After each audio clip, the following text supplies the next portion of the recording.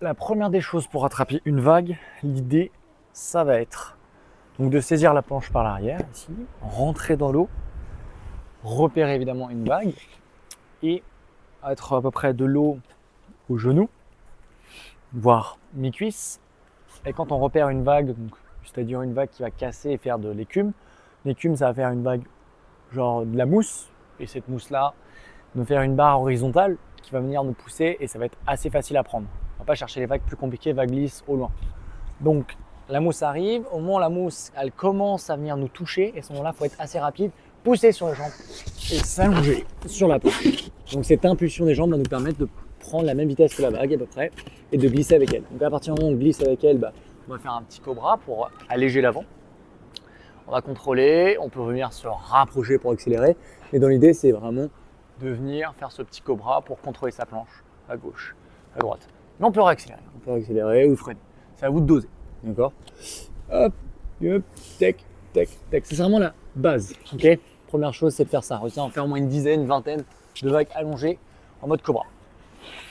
Donc, je reprends la planche, je repars, hop, je vois une vague, je soulève, ok, j'ai vu ma vague, je me retourne, je vois donc là, on voit une vague, une mousse qui s'écrase devant, pas loin de moi, on va dire à peu près 5 mètres.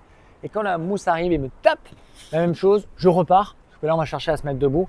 Donc je pars, j'accompagne la vague. Et là, je suis emmené par la vague, je commence un petit peu à la dépasser.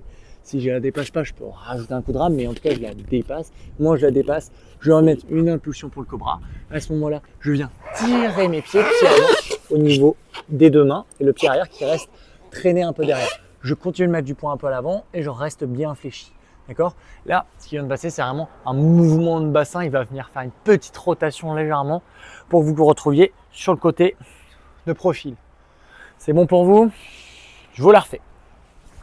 Donc, étape 1, je rentre dans l'eau, je passe ma planche au-dessus des vagues, je repère la vague, ok, la vague vient de casser, elle vient de faire de la mousse, je peux même me baisser à ce moment-là, je pousse sur mes jambes, je l'accompagne, elle vient me taper dessus, hop, je viens redresser, je fais le mouvement de bassin, je tire le pied au niveau des mains et je me redresse. Juste là.